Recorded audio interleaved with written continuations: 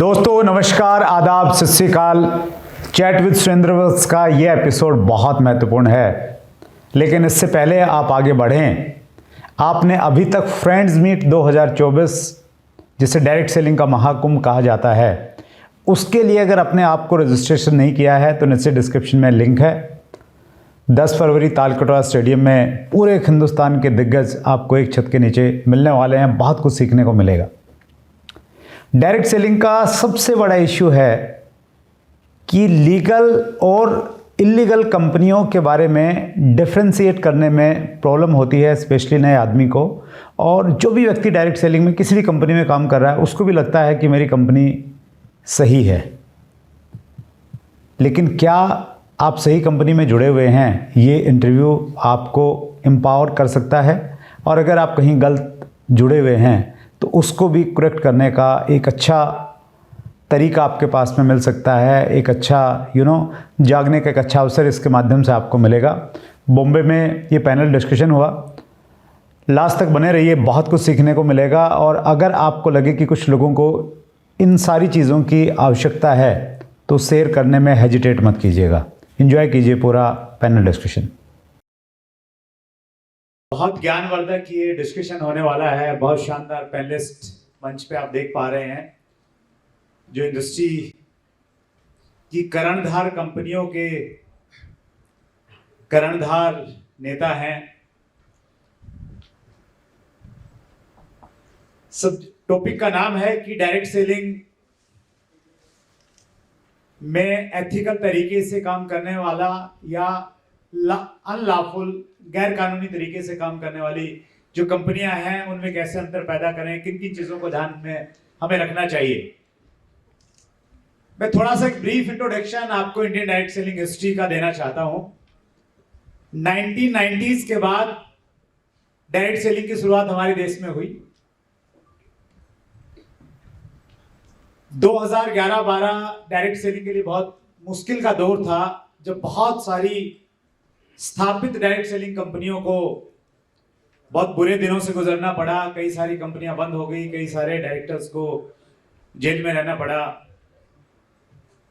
उसके बाद में एक यात्रा शुरू हुई कि डायरेक्ट सेलिंग इंडस्ट्री को एक पहचान मिले। 9 सितंबर 2016 को डायरेक्ट सेलिंग के रूल्स आए, गाइडलाइंस आई। और उसके बाद में 28 दिसंबर 2021 को डायरेक्ट सेलिंग के रूल्स आ गए हमारे बीच में। जब रूल्स आए उसके बाद भी बहुत सारी एक नेगेटिविटी क्रिएट हुई मीडिया के माध्यम से कि अब डायरेक्ट सेलिंग देश में नहीं चलेगी, क्योंकि रूल्स में नेटवर्क ऑफ सेलर्स की डेफिनेशन कहीं मिसिंग थी। और लगातार प्रयासों का परिणाम ये रहा कि रूल्स में अमेंडमेंट्स हुए और 21 जनवरी 2023 को अमेंडमेंट्स आ गए। और अभी हमारे पास में डायरेक्ट सेलिंग के रूल्स हैं, जिसके तहत हम लोग कंज्यूमर प्रोटेक्शन एक्ट के तहत, कानून के अंतर्गत हम लोग आते हैं। एक नई चीज में और आपको जानकारी देना चाहता हूं, बहुत कम लोगों को शायद उसके बारे में जानकारी होगी। हमारे देश में 3 महत्वपूर्ण कानून हैं, आईपीसी, सीआरपीसी और द इंडियन एविडेंस एक्ट। इन तीनों की जगह पे भारत सरकार एक बहुत महत्वपूर्ण निर्णय लेने जा रही है कि भारतीय न्याय संहिता के रूप में एक नया कानून आएगा जो इन तीनों को रिप्लेस करेगा कहीं ना कहीं। इस कानून की वजह से बहुत सारा फेरबदल होगा बहुत सारी चीजों में। इसी कानून में भारतीय न्याय संहिता के अंतर्गत इकोनॉमिक ऑफेंस की एक डेफिनेशन आई लगभग 6 महीने पहले। और इकोनॉमिक ऑफेंस की डेफिनेशन में मल्टी लेवल मार्केटिंग को भी शामिल कर लिया गया है। यानी कोई भी एंटिटी, कोई भी कंपनी अगर मल्टी लेवल मॉडल को लेकर अगर काम कर रही है तो इकोनॉमिक ऑफेंस के तहत वो आएगी। और इकोनॉमिक ऑफेंस के तहत आके जो हवाला वालों पे जो केसेस चलते हैं और जो इस प्रकार का लोगों का ट्रस्ट लूज करते हैं, उन पे चलते हैं, वो सब मल्टी लेवल मार्केटिंग पे भी लगेंगे। और वो एक बहुत बड़ा हमारे लिए एक थ्रेट था। स्टैंडिंग कमेटी थी जिसके चेयरमैन थे उत्तर प्रदेश गवर्नमेंट में डीजीपी रहे ब्रजलाल जी, उनके साथ हम लोग बार बार मिले और फाइनली बहुत सारे फॉलोअप के बाद में इकोनॉमी ऑफेंस की भी नई डेफिनेशन आई है 3 दिन पहले ही, उसमें हम लोग मल्टी लेवल मार्केटिंग सबको हटाने में हम लोग कामयाब रहे हैं। तो हम बहुत सही दिशाओं में जा रहे हैं कहीं ना कहीं, लेकिन उसके बावजूद भी ये तो ऊपर के लेवल की बातचीत है, लेकिन हम लोग धरातल पे अगर हम बातचीत करें तो सच्चाई ये है कि आज भी बहुत सारी कंपनियां डायरेक्ट सेलिंग के नाम पे बहुत सारी अनएथिकल प्रैक्टिसेस कर रही हैं, बहुत अलग तरीके से लोगों को भ्रमित कर रही हैं।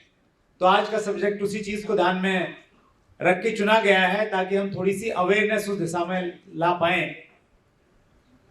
चैट विद सुरेंद्र वत्स में जब हम लोग इंटरव्यू लेते हैं, मैंने सबसे ज्यादा बार प्रश्न अगर कोई पूछा है तो ये पूछा है किसी बड़े अचीवर और अनुभवी लीडर से कि एक आम व्यक्ति को अगर डायरेक्ट सेलिंग में जुड़ना है तो कैसे तय करे कि ये सही कंपनी या गलत कंपनी है। तो उसी दिशा में हम लोग आगे बढ़ते हैं और हम लोग आगे बढ़े। पैनलिस्ट के पास में जाऊं उससे पहले मैं एक चीज कहना चाहता हूं, अभी डायरेक्ट सेलिंग को कौन सी कंपनी लीगल है कौन सी इलीगल है उसको चेक करने का हमारे पास में एक पैमाना है और वो है हमारे डायरेक्ट सेलिंग रूल्स, जो 21 दिसंबर 2021 को हमारे बीच में आए थे। ये आपको पीडीएफ मिल जाएगा, बाहर जाके गूगल कीजिएगा, उसमें आपको मिल जाएगा direct selling rules 2021, Hindi English दोनों का पीडीएफ आपको वहां से मिल जाएगा। सिंपल सा पैमाना है कि जो कंपनी डायरेक्ट सेलिंग रूल्स को फॉलो करती है वो एथिकल है, जो नहीं करती वो फिर अनएथिकल है। रूल्स की कुछ खास चीजें मैं आपके सामने रखना चाहूंगा। रूल्स में पॉइंट नंबर 4 में मैंडेटरी मेंटेनेंस ऑफ रिकॉर्ड्स करके एक कॉलम है जिसमें 12 डॉक्यूमेंट्स लिखे हुए हैं। इन 12 डॉक्यूमेंट्स में कुछ सिंपल से डॉक्यूमेंट्स है कि कंपनी कहां रजिस्टर्ड है, उसका जीएसटी से संबंधित डिटेल्स हैं, और इसमें एक लिखा हुआ है कि कंपनी का बैलेंस शीट, कंपनी की आईटीआर। ये 12 डॉक्यूमेंट्स हर डायरेक्ट सेलिंग कंपनी को अपनी खुद की वेबसाइट पे अपलोड करना मैंडेटरी है। अगर कोई कंपनी उसको अपलोड नहीं कर रही है तो इसका साफ मतलब है कि वो डायरेक्ट सेलिंग रूल्स का पालन नहीं कर रही है, और वो पालन नहीं कर रही है तो उसको हम लोग अनएथिकल नहीं कहेंगे बल्कि अनलॉफुल कंपनी हम लोग कह सकते हैं। और इसी डायरेक्ट सेलिंग रूल्स में पॉइंट नंबर 5 में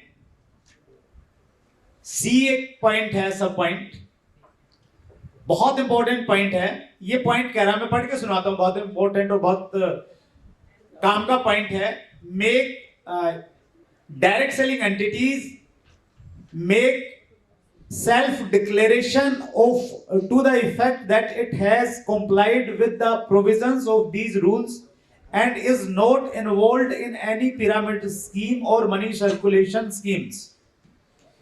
यानी हर कंपनी को एक एफिडेविट देना होगा और उस एफिडेविट को वेबसाइट पे अपलोड करना पड़ेगा कि हमारी कंपनी किसी भी पिरामिड स्कीम या मनी सर्कुलेशन स्कीम का हिस्सा नहीं है और डायरेक्ट सेलिंग के सारे रूल्स को हम लोग अप्लाई कर रहे हैं। तो आप अगर किसी भी कंपनी से जुड़े हुए हैं या जुड़ना चाहते हैं तो सबसे पहले आप अपनी खुद की कंपनी की वेबसाइट पे जाइए और वहां पे देखिए कि आपकी कंपनी ये कॉम्प्लायंस पूरे कर रही है या नहीं कर रही है। अगर वो नहीं कर रही है, अगर जानकारी नहीं है, तो ये बीइंग ए डायरेक्ट सेलर आपकी ड्यूटी है कि आप उनको कॉम्प्लायंस वो पूरे करें, ये एश्योर करवाएं उनसे। तो इन्हीं सब चीजों के साथ में हम लोग डिस्कशन स्टार्ट करते हैं और हमारे बीच में डॉक्टर सुरेखा भार्गव हैं जो डायरेक्ट सेलिंग इंडस्ट्री का एक बहुत बड़ा चेहरा है और स्पेशली वुमेन्स के लिए एक बहुत बड़ा एग्जाम्पल है। और अच्छी खबर ये है कि डॉक्टर सुरेखा भार्गव अभी मुंबई वासी हो गई हैं, तो मुंबई शिफ्ट किया है उन्होंने रिसेंटली, और शायद एक बड़ा वजह है कि डॉक्टर सुरेखा भार्गव हमारे बीच में उपस्थित हैं। बहुत बड़ा तजर्बा है मैम का और पूरे देश में एथिकल डायरेक्ट सेलिंग का एक बहुत बड़ा चेहरा है। तो मैम आपसे मेरा एक बड़ा सरल सा प्रश्न है, आप बिल्कुल फील्ड में रहते हैं, एक आम व्यक्ति जिसको डायरेक्ट सेलिंग रूल्स का मालूम नहीं है, किसी चीज की कोई जानकारी नहीं है, उसके सामने कोई व्यक्ति डायरेक्ट सेलिंग की अपॉर्चुनिटी लेके जाता है, तो उसने अगर चेक करना है कि ये अपॉर्चुनिटी, ये कंपनी सही है या गलत है, तो क्या साधारण पैरामीटर्स हों जिससे वो चेक कर सके कि हाँ यहाँ मेरा भविष्य सुरक्षित है, और अगर ये पैरामीटर्स दूसरे हैं तो फिर मुझे यहाँ से बचना चाहिए। नमस्कार, thank you so very much sir. देखिए, मैं वो बातें बताऊंगी जो मैंने सोची थी जब मैंने ज्वाइन किया था। जी प्लीज। ठीक है ना? जब मैंने ज्वाइन किया था तब कोई हिस्ट्री नहीं थी, तब इंडिया में कोई हमारे पास कोई सोशल मीडिया नहीं था। तो जो मुझे समझ में आया वो ये कि अगर पीछे सफेद हाथी खड़ा है, पीछे सॉलिड बैकिंग है, क्योंकि आज मैं और सुरेंद्र वत्स सर चाहें तो दोनों मिलकर के कल एक नेटवर्क मार्केटिंग कंपनी लॉन्च कर सकते हैं। खुल जाएगी, चल जाएगी। ये ऑफर है या कुछ?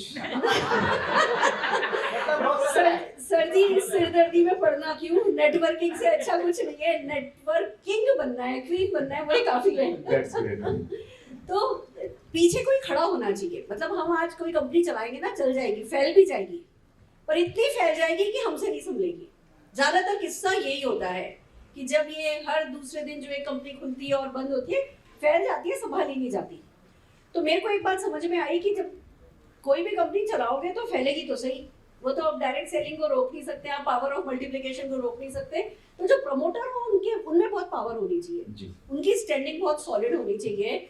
वो अच्छे बुरे हर वक्त पर देखी जाने वाली चीजें, मतलब एक कहते हैं ना कि जितने ऊपर दिख रहे हो उतने ही नीचे गड़े हो तो ठीक है। पहली बात वो, यानी कंपनी को हम चेक करें कि कंपनी की बैकग्राउंड स्ट्रांग है, पहला पैरामीटर। प्रोफाइल चेक करना बहुत जरूरी है। राइट। दूसरा, प्रोडक्ट बेस है या नहीं है। अगर प्रोडक्ट बेस है तो खाली आई वॉश प्रोडक्ट तो नहीं है कि मतलब दिख रहे हैं बहुत सारे प्रोडक्ट पर कोई भी रेलिवेंट प्रोडक्ट नहीं है। तो रेलिवेंट प्रोडक्ट है, रोजमर्रा में काम में लेने वाले प्रोडक्ट है, या सोल्यूशन प्रोवाइडिंग प्रोडक्ट है, तो वो एक कंपनी जो है उसको सेफ, मतलब आगे बहुत सारी चीजें हैं इफ्स एंड बट्स, पर जो एक लेमैन को देख रहे हैं वो ये देख रहे हैं कि प्रोडक्ट अच्छे हैं। तीसरा ये कि प्लान ऐसा तो नहीं है कि बहुत ज्यादा ओवर प्रॉमिस किया जा रहा है। आप आज ज्वाइन करो, बस खाली ज्वाइन कर लो और खाली इतना सा कर दो और इतना सारा मिलेगा। अगर कोई भी कंपनी, खुद कंपनी, देखो हम लीडर्स, हम कंसल्टेंट, हम लोग जो फील्ड पे हैं, कभी कभी हम इमोशंस में आकर के ओवर प्रॉमिस करते हैं, वो तो गलत है ही, पर कभी कभी मैंने देखा है कंपनीज बहुत ओवर प्रॉमिस करती हैं कि आप बस इतना कर दो और आपको इतना मिलेगा। तो कोई भी रॉकेट साइंस नहीं है कि अगर कोई ओवर प्रॉमिस कर रहा है तो वो लंबे समय तक डिलीवर नहीं कर पाएगा। हमें उनसे बच करके रहना चाहिए। ये 3 पैरामीटर मुझे ऐसा लगता है सर हर हाल में देखे जाने चाहिए। बाकी तो अब तो कागज है, अब तो हम कंपनी की, मतलब कंपनी के बारे में सब कुछ पता कर सकते हैं। सोशल मीडिया पे उनका ट्रैक रिकॉर्ड कैसा है, कितनी पुरानी है, कितनी स्टेबल है, कितना फील्ड वर्क कर रही है, कितना एक्शन में है, कितना इंफ्रास्ट्रक्चर उनका अवेलेबल है, किस तरीके का सपोर्ट स्ट्रक्चर, फिजिकल और डिजिटल दोनों सपोर्ट स्ट्रक्चर कितना अवेलेबल है। अब तो बहुत कुछ है जो कि चेक किया जा सकता है, बट ये बेसिक 3 चीजें तो सर मेरे ख्याल से जरूर से देखी जाए। Thank you so much ma'am. और ये तीनों चीजें ऐसी हैं जो आम आदमी आराम से देख सकता है और समझ सकता है। जब पैनल डिस्कशन की बात थी तो सुरेखा में मैंने यही सजेशन किया कि कोई टॉपिक हम लोग ऐसा चुने जिसको जो लोग सुने उसका रिकॉर्डिंग भी सोशल मीडिया पे कहीं जाए तो सबको उसका लाभ हो, और आपने बहुत अच्छे से उसमें प्रकाश डाला। Thank you so much ma'am. हमारे बीच में एक डायरेक्ट सेल इंडस्ट्री का एक बहुत बड़ा चेहरा है और जिनकी पर्सनैलिटी से मैं बहुत ज़्यादा प्रभावित हूँ। मुकेश कोठारी सर हैं हमारे बीच में, राजस्थान भीलवाड़ा से। सर, जिस सुरेखा मैम ने 3 चीज़ों पे बातचीत की, ये 3 चीज़ें देखनी चाहिए, इसके अलावा और क्या पैरामीटर्स हो सकते हैं या इसमें भी और आसानी से क्या देखना चाहिए एक डायरेक्ट सेलर को सही कंपनी चुनने के लिए? थैंक यू, बहुत बहुत धन्यवाद बॉस साहब। 90% लोग डायरेक्ट सेलिंग में सिर्फ पैसा कमाने आते हैं, जबकि डायरेक्ट सेलिंग में पैसा आता है ये सच है, लेकिन सिर्फ पैसा आता है ये सच नहीं है। डायरेक्ट सेलिंग के साथ बहुत सारी चीजें जुड़ी है जो पैसों के साथ इंसान को चाहिए। मुझे ऐसा लगता है कि सबसे पहले कोई भी कंपनी जब हमें कोई प्रोडक्ट ऑफर करती है तो उस प्रोडक्ट की वर्थ से सारी चीजें क्लियर हो जाती है, उस प्रोडक्ट की वर्थ से ही सारी चीजें क्लियर हो जाती है। आपका पेन ले सकता हूं मैं एक छोटा सा एग्जांपल देके बताता हूं। अभी पैसों के दम पर इतना फोकस है लोगों का या कंपनीज का या लीडर्स का कि सीधा सीधा अगर हम देखें तो पूरा गुमराह करने का तरीका है। ये पेन अगर मार्केट में 50 रुपए का है तो डायरेक्ट सेलिंग में भी अगर 50 का है तो वो डायरेक्ट सेलिंग है,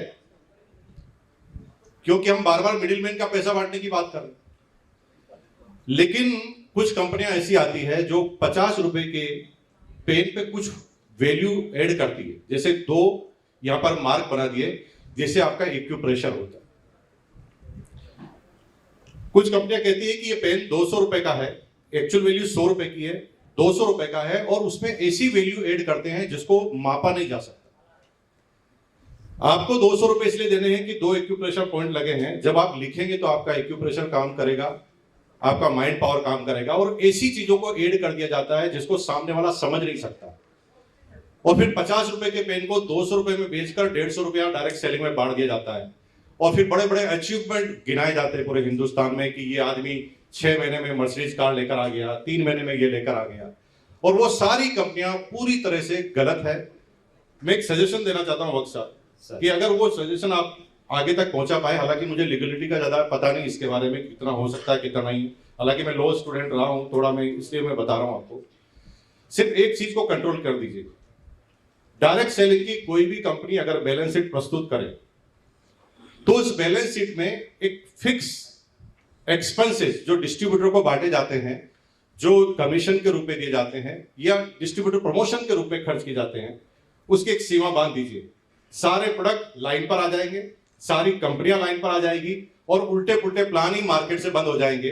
क्योंकि बैलेंस शीट में अगर आपको 30% से ज्यादा नहीं खर्चा बता सकते तो आप डायरेक्ट सेलिंग का कारण तो सारा 1 नंबर में होता है, 2 नंबर में आप करना चाहे तो नहीं कर सकते, और हर चीज को कंट्रोल वहां से किया जा सकता है। ऐसा मेरा सजेशन है। मैं काफी टाइम से इसके बारे में सोचता हूं और आपको भी मैं कई बार इस बारे में अप्रोच कर चुका हूं, आज सबके सामने कह रहा हूं। अगर मेरी बात पर आप गौर करेंगे तो बहुत सारी चीजें आपको सॉल्व होती हुई नजर आएगी। बहुत बहुत धन्यवाद। Thank you Kothari sir. एक चीज तो गवर्नमेंट ने हमारे बीच में ऑलरेडी दे दी कि हर कंपनी को डायरेक्ट सेलिंग रूल्स बोल रहा है कि उसको 2 चीजें देना जरूरी है। एक तो बैलेंस शीट कंपनी की वेबसाइट के ऊपर में पब्लिकली होनी चाहिए, और दूसरा उसकी जो ITR है, इनकम टैक्स रिटर्न है, वो लास्ट ईयर की वहां पे होनी चाहिए। जहां तक ITR में परसेंटेज की बात है और डिस्ट्रीब्यूशन की बात है, उसको लेके जब डायरेक्ट सेलिंग के रूल्स आ रहे थे तो उसको लेके जब हम लोगों से इनपुट मांगा गया तो हमने एक सजेशन गवर्नमेंट को दिया था, और शायद मलेशिया में एक ऐसा कानून है, डायरेक्ट सेलिंग का कानून है, वहां एक ऐसा प्रोविजन है कि डायरेक्ट सेलिंग में कोई भी कंपनी जब प्रोडक्ट सेल करती है तो सेलिंग प्राइस की वहां पे लिमिटेशन है कि आपको, फॉर एग्जांपल, अगर आपके प्रोडक्ट की मैन्युफैक्चरिंग कॉस्ट 100 रुपए है तो आप उसको 200 रुपए से, 300 से या 400 से ज्यादा नहीं बेच सकते। उसकी एक लिमिट होनी चाहिए, उससे ज्यादा कंपनियां नहीं बेचें।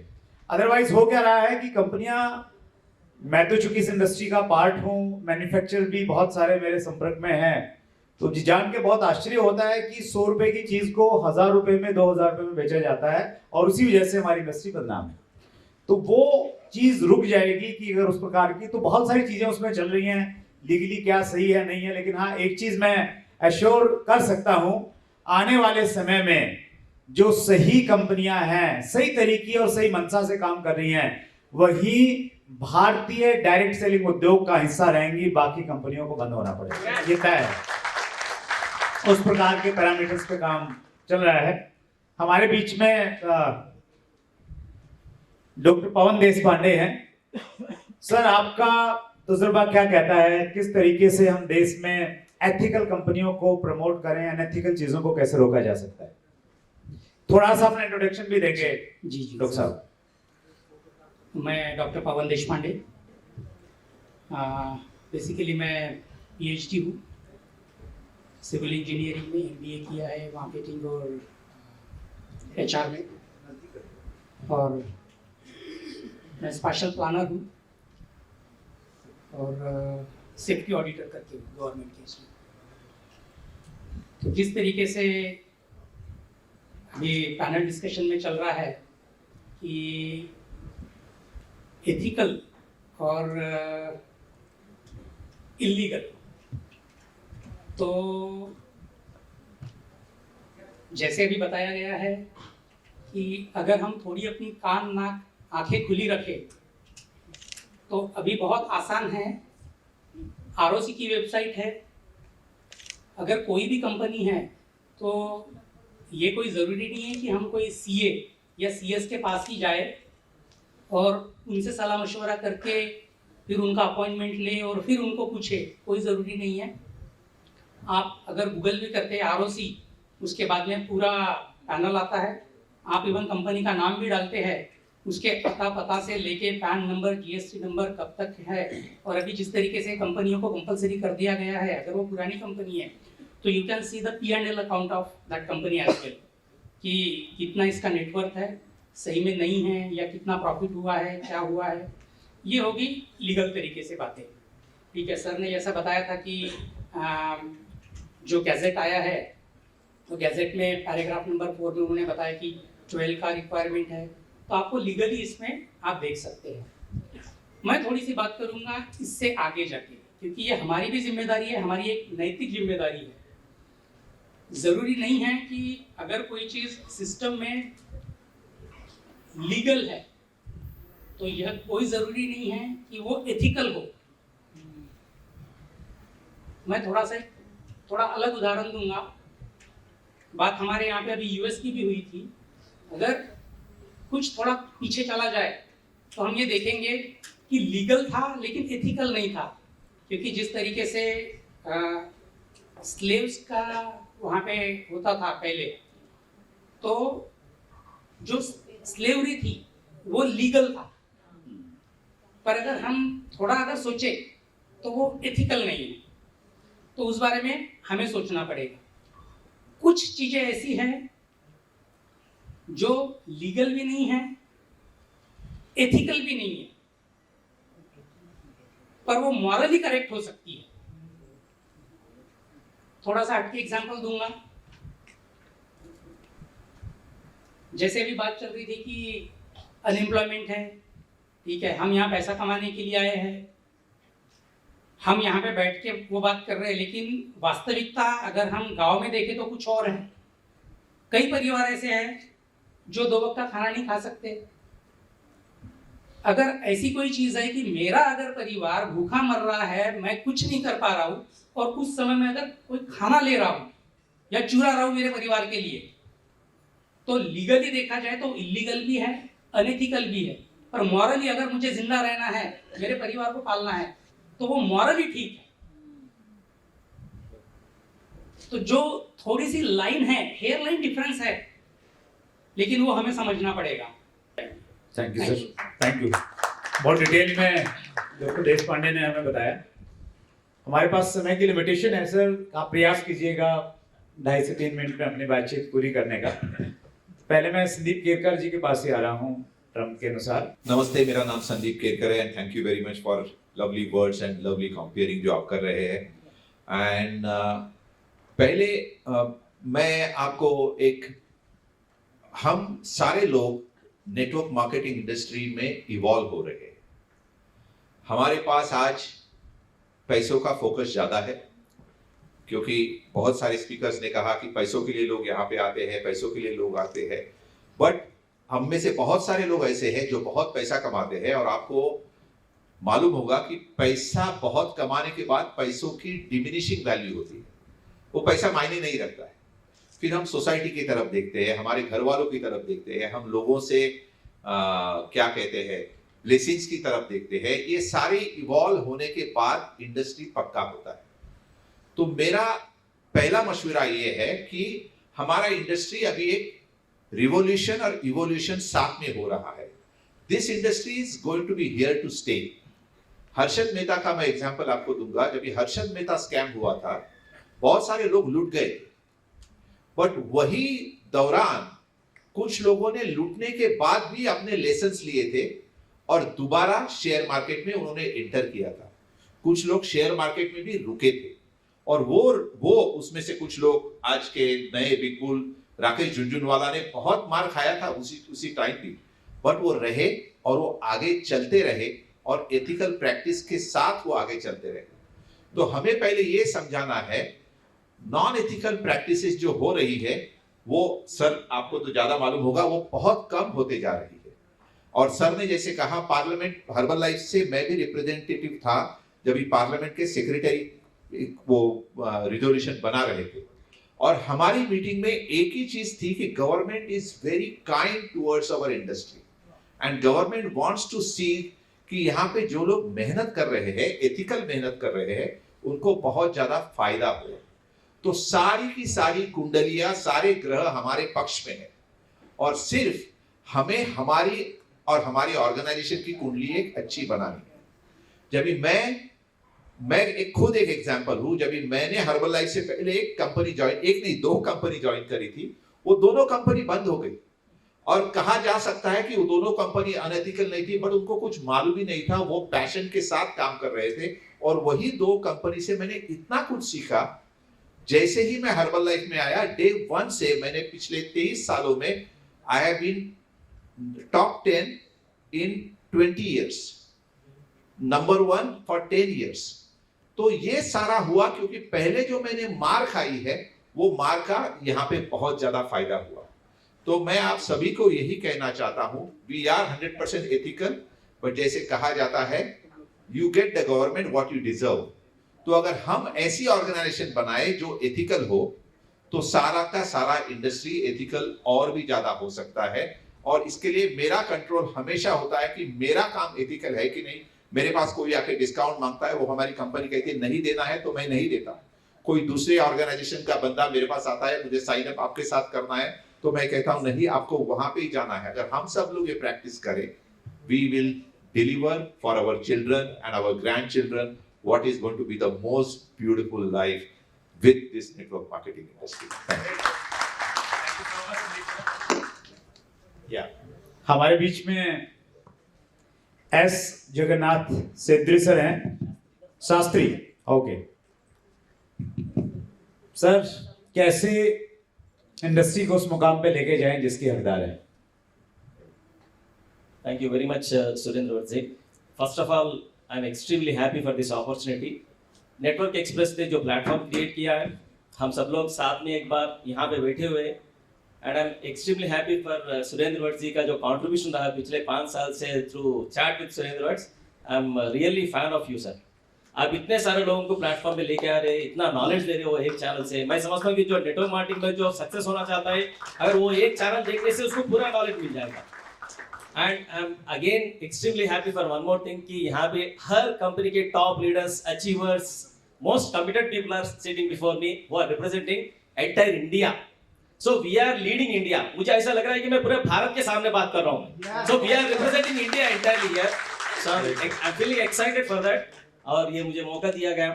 एंड मैं मेरा थोड़ा इंट्रोडक्शन दे देता हूँ। मैं इससे पहले परमाणु ऊर्जा विभाग में, डिपार्टमेंट ऑफ एटॉमिक एनर्जी में 22 साल काम किया था मैं as a stenographer. I was in central government department. उससे पहले मैं प्राइवेट में भी काम किया था 1 साल।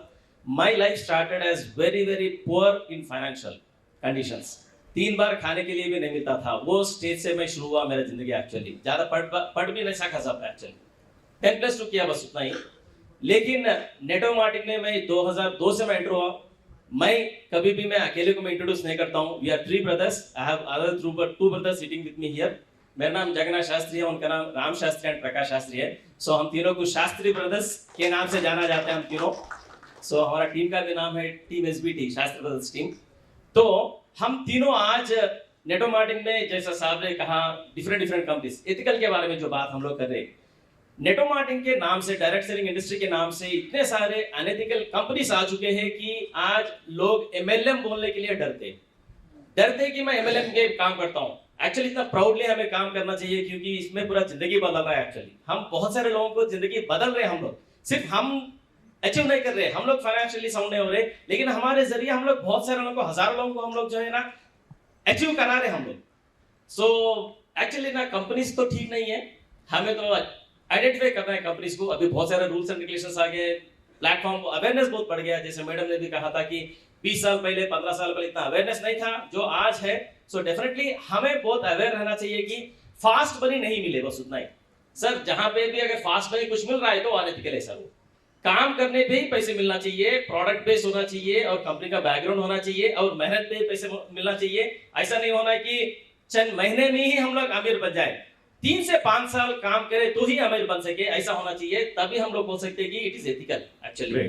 सो we have to be very conscious. और ये जो एथिक्स की बात है, मैं कभी भी मेरे टीम से मैं बोलता हूँ कि honesty is the oxygen for our success, क्योंकि we are representing our company, we are representing our entire career. हम लोग इतने लोगों से हम लोग बात करते हैं, हम लोग इतना इंस्पायर करते हैं, तो हमें तो ऑनेस्ट रहना चाहिए। हम बातों पे कभी भी हम लोग मिसगाइड नहीं करना चाहिए, किसी को भी ये नहीं बोलना है कि आसानी से मिल गया।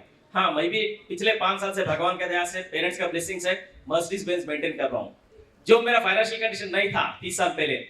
बट किसी को भी ये नहीं बोलना है कि आसानी से आ जाएगा ये पूरा जो भी सक्सेस है।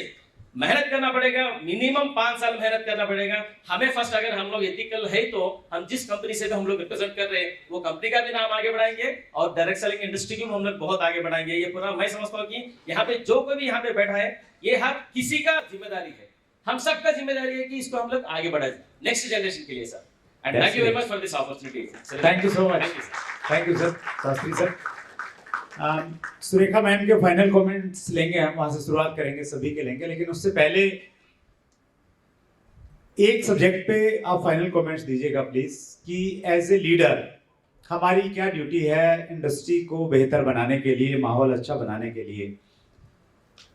मेरा ऐसा मानना है कि जब हम अपनी कंपनी में एक सीनियर लेवल पे आ जाते हैं तो फिर हम कंपनी के लेवल पे कॉमन अप्लाइन के रूप में हमारा बिहेवियर होना चाहिए। अब हम किसी एक ग्रुप के अप्लाइन नहीं है, जितने भी लोग हैं उनको हम सबको ऐसे ही देखें मेरी डाउनलाइन के लोग हैं, वैसे ही हमें उनको गाइड करना चाहिए।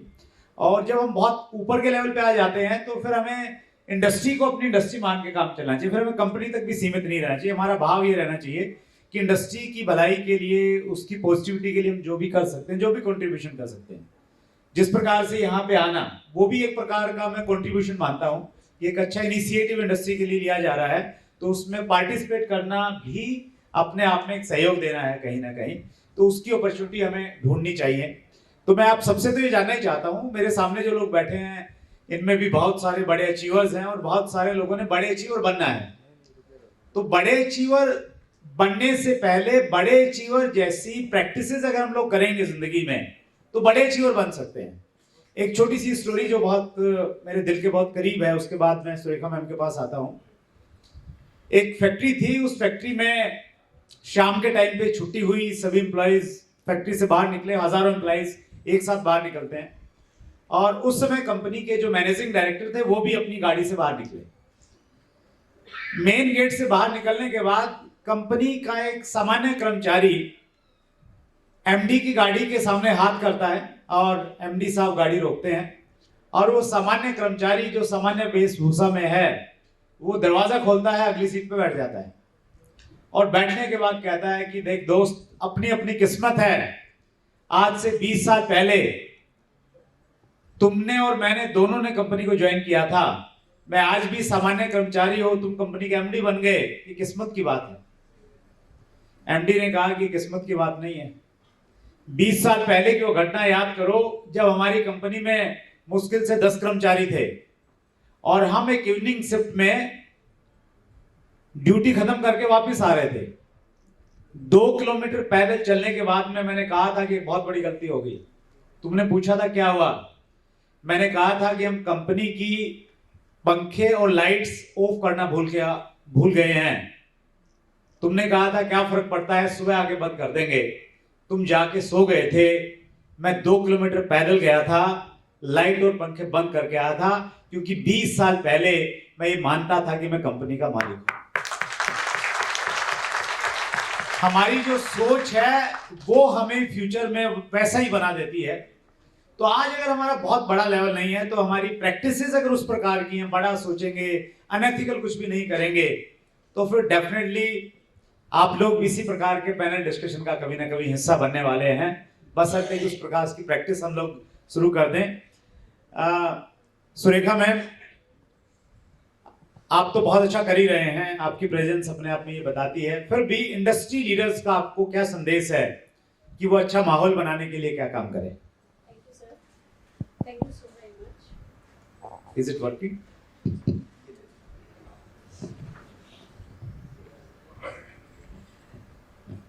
Charity begins at home. तो सबसे पहले तो हर वो काम करना है जो सही है खुद की सफलता के लिए, जो सही है खुद की सफलता के लिए, पहला फोकस। क्योंकि अगर हम खुद सक्सेसफुल नहीं हो पाए, हम लीड बाय एग्जांपल नहीं कर पाए, अगर हम सफल नहीं हो पाए, तो लंबे समय तक इस इंडस्ट्री के लिए हम कुछ नहीं कर पाएंगे। तो राइट माइंडसेट रखना है, बड़ा सोचना है, बड़ा बोलना है, छोटे छोटे एक्शन लगातार करने हैं, बहुत मेहनत करनी है। और हम सबको सिखाते हैं मूड गया तेल लेने। थोड़े समय हम सबको जो है ना अपना मूड साइड पे रख देना है, क्योंकि अगर हम इन इमोशनल ऑब्स्टिकल्स में फंसते हैं तब ही हम रुकते हैं। नहीं तो इस इंडस्ट्री में बहुत ताकत है, हम सबके लिए इसके पास सब कुछ है। तो पहला फोकस हमें हमारी खुद की सफलता पे लगाना है। दूसरी चीज, खाली पैसे से अमीर बन रहे हो वो ही काफी नहीं है।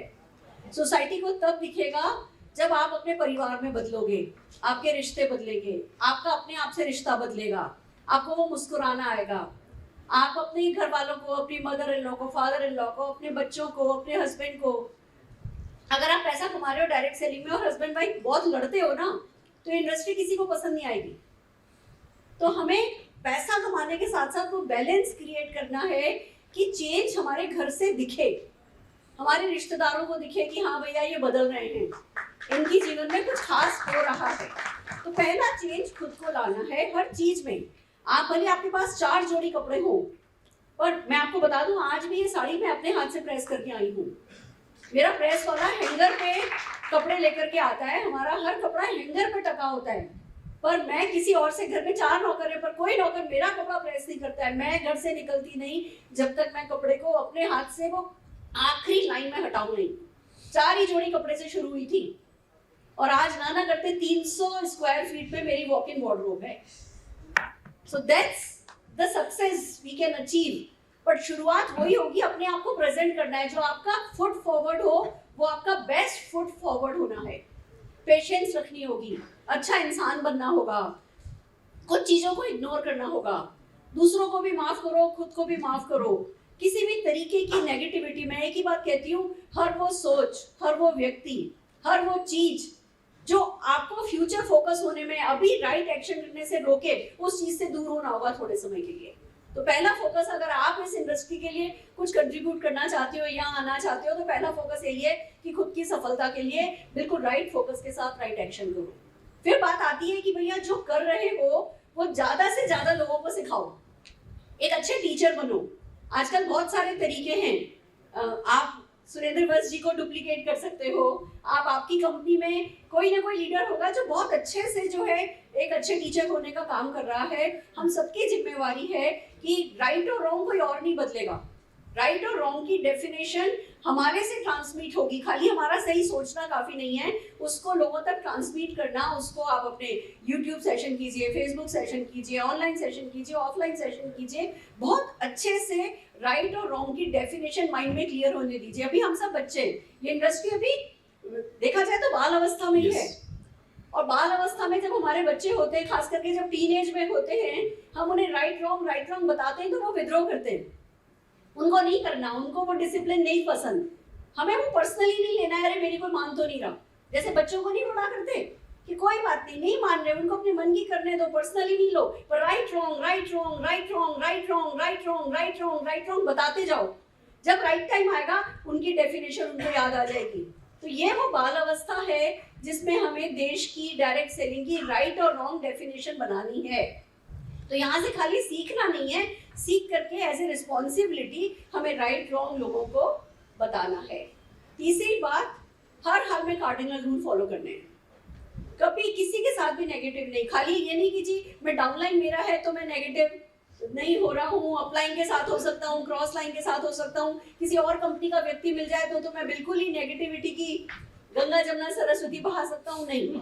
हमें किसी भी हाल में नेगेटिव बात नहीं करनी है, हमें पॉजिटिव एटमॉस्फेयर क्रिएट करना है। हमें पैसे के लेन देन में बहुत सावधान होना है। हमारी इंडस्ट्री खराब हो रही है अगर हम उधारी करते हैं, हमारी इंडस्ट्री खराब हो रही है अगर हम पैसे को राइटली हैंडल नहीं कर रहे हैं। तो हमें पैसे के लेन देन से बचना है और जितने भी जो वर्क एथिक्स होते हैं जो राइट एनवायरनमेंट क्रिएट करें उन्हें बनाना है। एक और बहुत इंपॉर्टेंट बात मैं इस मंच से कहना चाहूंगी, हमें खाली डायरेक्ट सेलर्स को प्रमोट नहीं करना है। अगर आपके पास कोई भी व्यक्ति आता है ना जो कहता है कि भैया मैं अगरबत्ती बना रही हूँ, आप उसे एंटरटेन कीजिए। अगर हम एंटरप्रेन्योरशिप को एंटरटेन करने लगेंगे, अगर समाज में एंटरप्रेन्योरशिप के लिए रिस्पेक्ट आने लगेगी, तो डायरेक्ट सेलिंग के लिए रिस्पेक्ट ऑटोमेटिकली आने लगेगी। तो खाली हम डायरेक्ट सेलिंग में हैं, इसलिए हम डायरेक्ट सेलिंग को प्रमोट करने की बजाय एंटरप्रेन्योरशिप को प्रमोट कीजिए। आपके घर में, परिवार में, दूर के रिश्तेदारों में कोई भी व्यक्ति कोई भी स्टार्टअप कर रहा है, कुछ भी नया कर रहा है, आप उसके साथ खड़े होइए, आप उसकी ताकत बनिए। देखिए, हम सब जने मिलकर के अगर जड़ों को स्ट्रॉन्ग करेंगे ना, तो जो पेड़ बनेगा वो खूबसूरत बनेगा ही बनेगा। तो डायरेक्टली और इनडायरेक्टली दोनों रूप में हमें आगे बढ़ना है, और हर हाल में वर्क एथिक्स हमारे राइट होने चाहिए, एथिक्स हमारे राइट होने चाहिए, शब्द हमारे सही होने चाहिए। छोटा सोचना पाप है। अगर आप डायरेक्ट सेलिंग के लिए कुछ अच्छा कर सकते हो, तो सबसे पहले अच्छा ये कर सकते हो कि छोटा सोचना ही नहीं है, बोलना ही नहीं है। इस हॉल से बाहर निकलो तो आप में से किसी के दिमाग पे ये 10,000, 20,000, 1 लाख, 2 लाख क्या होता है ये आपको नहीं पता होना चाहिए। 10 लाख रुपए महीने से छोटा तो सोचना ही नहीं है। मैं जिस दिन ज्वाइन करी थी उस दिन मैंने इस इनकम के बारे में सोचा था, और आज भी मैं 5,000 लोगों को 10 लाख रुपया महीना कमाने के मिशन के साथ ही, आप देखो मैं इस समय 56 ईयर्स एज है, मैं इतना कमाती हूँ कि आराम से अपने कंफर्ट जोन में, दिल्ली में हमने 2 घर बनाए थे, मैं कंफर्ट जोन से वहां रह सकती थी, पर क्योंकि छोटा सोचना नहीं है। मेरे बच्चे के सारे फ्रेंड्स दिल्ली में, मेरे सारे फ्रेंड्स दिल्ली में, मेरी सासू माँ का 55 साल दिल्ली में, और मैं सब कुछ छोड़ करके मुंबई आई हूँ क्योंकि सोच थोड़ी बड़ी है, और मैं वही करती हूँ और वही आप लोगों से करने को कहूंगी। तो let's do it together as a team. All the very best. Thank you Surekha ma'am. WFDSA world federation direct selling association के 2022 के आंकड़े ये बताते हैं कि हमारा स्थान दुनिया की डायरेक्ट सेलिंग देशों में हम 11वें स्थान पे हैं। हमारा टर्नओवर मात्र $3,259 मिलियन रहा, जबकि अमेरिका का टर्नओवर $42,000 मिलियन से ज़्यादा रहा 2022 में। तो सुरेखा मैम जैसे बोल रही हैं कि बड़ा सोचिए, बहुत बड़ा हम लोग करने वाले हैं। हमारा जो 3 ईयर CAGR है वो 13% से ज़्यादा है, जो दुनिया में पहले 11 देशों में सबसे ज़्यादा है। तो बहुत बड़ा होने वाला है, बस होगा उन्हीं का जो एथिकल तरीके से और बड़े विजन के साथ में काम करेंगे। कोठारी सर, बहुत संक्षेप में 1-1 मिनट में हम लोग समअप करेंगे सर, टाइम का थोड़ा सा ध्यान रखेंगे प्लीज। एथिकल लीडर बनने के लिए कोई एक चीज जो सबको फॉलो करनी चाहिए। Thank you. हम सब लोग डायरेक्ट सेलिंग करते हैं, और डायरेक्ट सेलिंग में कंपनी केवल एक माध्यम है। डायरेक्ट सेलिंग में हम अचीव करना चाहते हैं वो सब चीज कॉमन है। आप हेल्थ, वेल्थ, जो भी आप अचीव करना चाहते हैं किसी भी डायरेक्ट सेलिंग कंपनी से, वो तो सब कॉमन होती है, और डायरेक्ट सेलिंग कंपनी हमारे लिए एक माध्यम होती है। किसी की डायरेक्ट सेलिंग कंपनी खराब नहीं है और किसी की बहुत ज्यादा खराब नहीं है। जिस दिन हम सब लोग मिलकर किसी भी डायरेक्ट सेलिंग कंपनी की बुराई करना बंद कर दें और सब लोग अपनी अपनी कंपनी का राग गाएं, दूसरे की कंपनी की बात आप कम से कम करें, तो निश्चित रूप से हम सब लोग आगे की तरफ बढ़ेंगे। बहुत बहुत दैट्स ग्रेट सर, माहौल अच्छा होगा। डॉक्टर साहब, क्या एक ऐसी चीज संक्षेप में बताइए एक डायरेक्ट सेलर को एथिकल डायरेक्ट सेलर बनने के लिए करनी चाहिए? मेरे ख्याल से इस चीज़ का जवाब मैं पहले ही दे चुका हूँ, और लेकिन दोबारा मैं सिर्फ 1 मिनट में इतना बोलूँगा कि जो मैंने पंचशील का आपको बताया था कि 5 चीज़ें, तो मेरे ख्याल से सारी मुश्किलें जो भी आएगी और जो भी हमने अभी तक के बात की है उसके सॉल्यूशंस देखे हैं, उसका एक ही निचोड़ है, उसका एक ही जवाब है। अगर हम वो 5 चीज़ें, अगर हम कोई भी क्वेश्चन आता है, अगर हम उसको उसके लेवल पे जांचते हैं कि पंचशील में बैठ रहा है नहीं बैठ रहा है, अगर बैठ रहा है तो yes I will do it, तो मेरे ख्याल से कोई प्रॉब्लम नहीं। That's great. एक चेकलिस्ट बना लें, 5 अगर सही हैं तो फिर हम लोग आगे बढ़ सकते हैं। केतकर सर, या प्लीज। हम खुद अगर एथिकल बनेंगे तो पूरा का पूरा इंडस्ट्री एथिकल बनेगा। हर एक की रिस्पॉन्सिबिलिटी है, it's a common collective responsibility.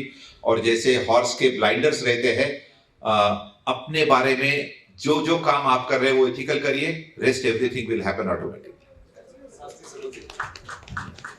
Sir, मुझे तो ऐसा लगता है कि हम किसी को इम्प्रेस करने की कोशिश नहीं करना चाहिए, rather we should inspire people हम जब एथिकल बनेंगे तो ऐसा रहेगा कि लोग जब कभी हमें याद करते हैं, उनको ऐसा इंस्पिरेशन मिलना चाहिए कि एक एग्जाम्पल जैसा एग्जाम्पलरी कैरेक्टर हम अपने आप का अगर बनाएंगे तो हम हजारों और लाखों लोगों को हम लोग लीड कर सकते हैं, इंस्पायर कर सकते हैं। ये मौका मैं समझता हूँ सिर्फ डायरेक्ट सेलिंग इंडस्ट्री में ही है, जिसके जरिए हम लाखों लोगों को इंस्पायर कर सकते हैं। जब मैं लॉन्ग जर्नी में प्लान करता हूं मैं, तो ऑब्वियसली एथिकल और ऑनेस्ट रहना वो एसेंशियल है, तभी हम लोग उतना अचीव कर सकते हैं। Thank you sir.